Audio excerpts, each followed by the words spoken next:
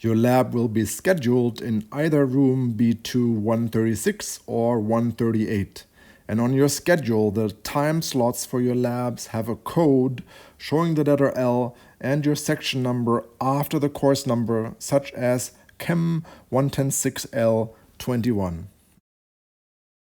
To protect yourself from chemical spills and to prevent slips, you must wear long pants, socks, and shoes that provide full foot coverage.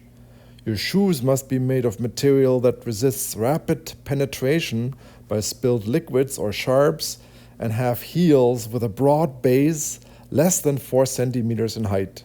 Ideally, a safety shoe or work boot. No Crocs, sandals, slippers, ballet-style shoes, anything that has an open toe or back or top is allowed. In addition to a lab coat and safety glasses, you must wear a face mask at all times while you're in the lab. All skin other than face and hands must be completely covered. Do not bring valuables and of course no water bottles or food into the lab, and that includes gum or lozenges to prevent any cross-contamination. Lab section sizes have been reduced so that it is easy to observe physical distancing during the lab period and in the main hallway where you wait until your instructor asks you to enter. Put on your lab coat, safety glasses and face mask. Long hair must be tied back and you must not wear hats, ball caps, toques or hoodies. Also, we do not recommend wearing jewelry. Upon entering, put your personal belongings in one of the cubby holes on either side of the door and keep this area tidy to make sure that there's nothing on the floor that could constitute a tripping hazard. After thoroughly washing your hands, you will proceed to one of the student workspaces at the central lab benches. This is the lab space where you will do most of your work. Keep it free of clutter. Some lab equipment and chemicals may be already laid out for you here. Down the central section of the lab benches, you will find a blue valve for gas supply for your burners and a yellow valve for access to the central vacuum, as well as 2 electric outlets. You will also find hot plates and small sinks. The water from these faucets is only meant to supply cooling water for condensers, not for general washing. Whenever you use the hot plates, it is important not to wrap the electrical cord around the heated plate, but only around their legs because the plastic cable coating could otherwise melt.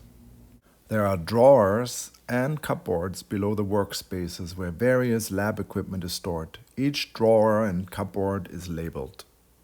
At the end of each central lab bench are large sinks where you wash your hands when you come in and for general cleanup.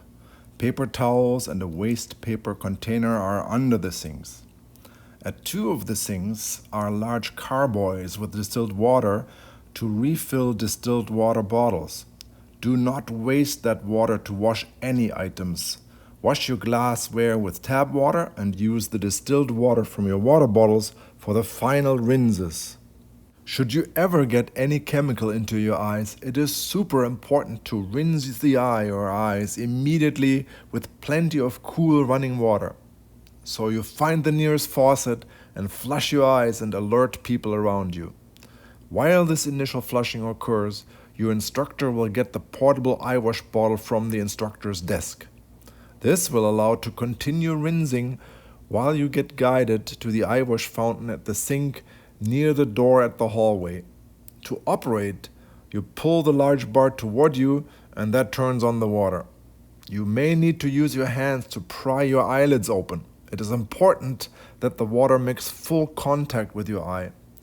Flush your eyes for a minimum of 15 minutes. Some chemicals, such as sodium hydroxide, adhere to tissue and do not wash out easily. In that case, 30 minutes are required. If contact lenses will not wash out right away, remove them while rinsing. Your instructor will then send you to get your eyes checked by a nurse or doctor afterwards.